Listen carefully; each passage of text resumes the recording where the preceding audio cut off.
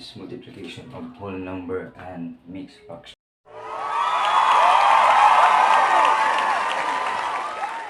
So mixed fraction na po ang partner sa whole number.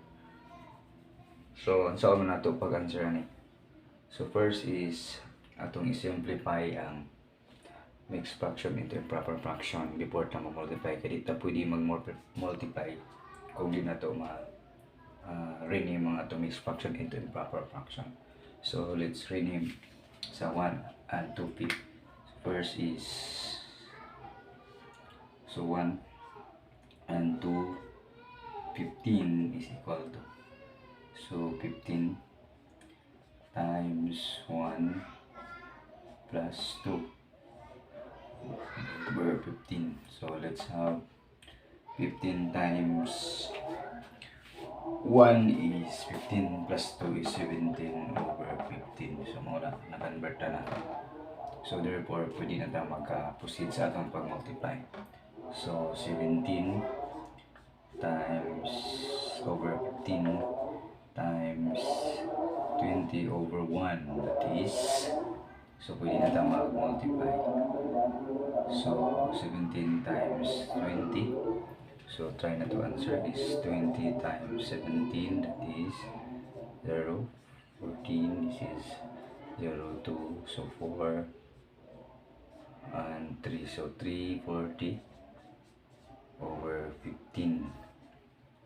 So kay improper man, so atong i-rename ang atong answer into mixed fraction. So let's divide. So 340 divide 15. So 15, 340 divided 15 is, so pwede na ito ang 34. So 2, that is 30. 2 times 5 is 10, 1. And 2 times 1 is 2 plus 1 is 3. So drop. So 4. So bring down 4. So let's have this one. So 2 yapon. 2. So 2 is 30. So drop is, that is 10. So 10 over 15. Oh, pwede pa na ito lowest term ang 10 over 15. So divide na ito by 5. So is equal to 2 and 2/3. So atong final answer is 22 and 2/3. So atong final answer. So next is 12 times 2 and 2/3. So simplify sa nato ang 2 and 2/3. So rename nato into improper fraction to 2 and 2/3, that is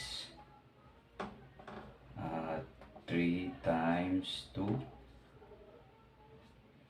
plus 2 over 3, that is 2 times 2 is 6 plus 2 is 8. 8 over 3 or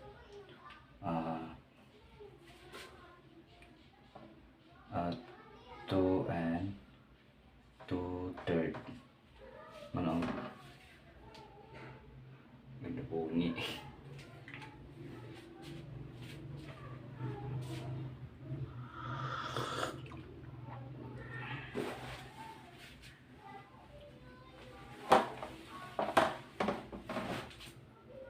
Okay, another example is 12 times 2 and 2/3. So first, ito ta pwede mag-multiply dito kay mixed fraction man. So let's rename 2/3 into improper fraction. 2 and 2/3. So 2 and 3, 2/3, that is, so 3 times 2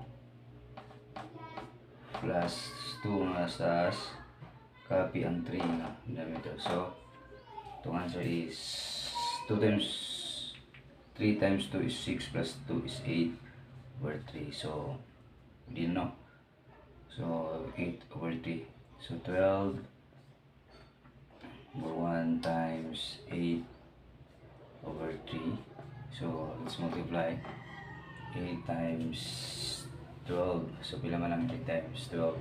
So 12 times 8, that is 6, 96. So 96, 1 times 3 is 3. So atong i-simplify atong answer by dividing nyo nito to this denominator. So 96 divide 3, that is 39, subtract, that is bring down 6. So 33, 2 times is 6. So 0. So atong answer is 32. So muna itong final answer.